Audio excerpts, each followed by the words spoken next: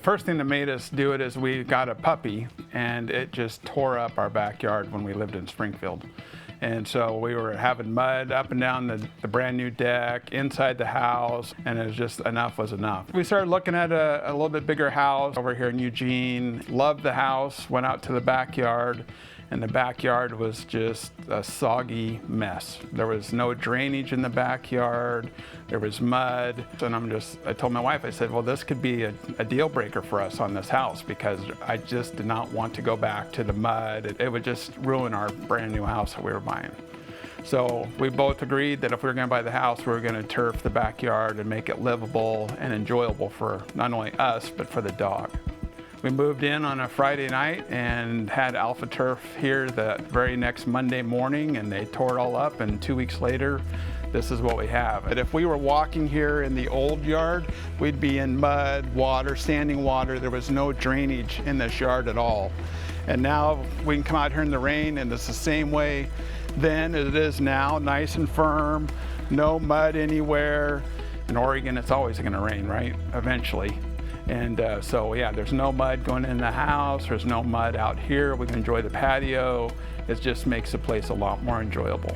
When we have friends over for a barbecue or just social time, they first can't believe that it's turf. It looks so real. We have a putting green that we put together, so they bring over kids, they can go out there and putt. But what's nice is they made little mounds there, a little more obstacles instead of just a straight shot. So it's really nice how they built that putting green, and that was a section of our yard. We're like, what are we gonna do in that section? I mean, it's too small to really do anything, and we don't want turf everywhere. So then we came up with this idea, and we're real happy that we did it. Instead of having a trail or getting the turf compacted down, they installed these steps and then cut the turf around each step, sunk them in, and so it looks so natural.